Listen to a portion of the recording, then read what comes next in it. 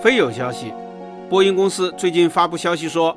，2025年第一季度它交付了商用飞机130架，这一成绩距离空客公司只差了6架。有评论认为，波音已经走出颓势，似乎重新叼起烟卷成为大咖了。波音公司一季度130架商用飞机的分布情况是737 MAX 系列105架，其中包含中国10余架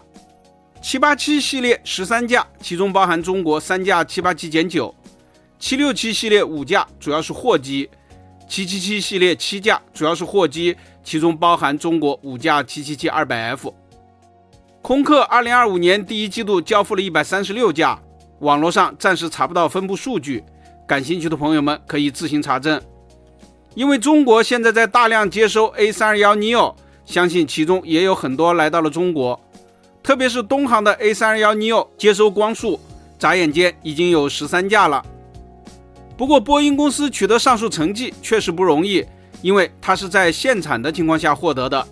由于737 MAX 9去年年初发生了门塞爆裂问题，波音被美国联邦航空局要求限产，在质量问题没有完全明显改善之前，波音737 MAX 系列每月最多只能生产38架。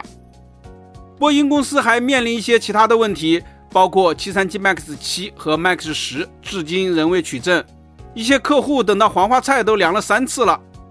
此外，它的 777X 也难产，其中777-9去年在取证飞行时断了一支支撑杆，让全球一些大型航司高呼真让人头疼。现在还不能说波音公司已经完全走出了泥沼，罢工虽然已经结束，但是裁员仍在继续。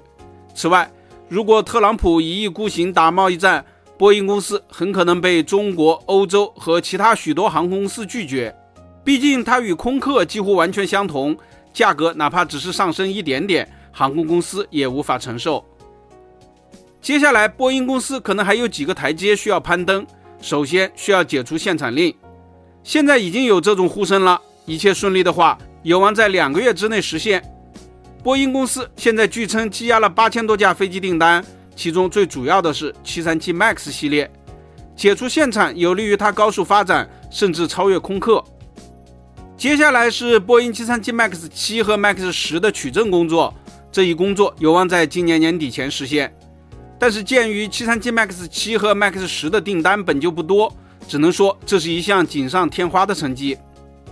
与 MAX 7、MAX 10的取证相比，777-9的取证工作更加重要。现在全球包括汉莎航空、阿联酋航空、全日空、大韩航空和国泰航空等都在苦苦等待777-9，没有它每年少挣好几亿美元，确实令人心痛。而且对波音公司来说，一架777-9抵4架737 MAX， 利润更多。波音777货机的价格也很高，777-200F 每架目录价格 3.5 亿美元。中国在2025年的第一季度接收了5架777-200F， 也算是在帮助波音公司重做大咖的过程中助了一把力。本期咱们就聊到这里，下期见。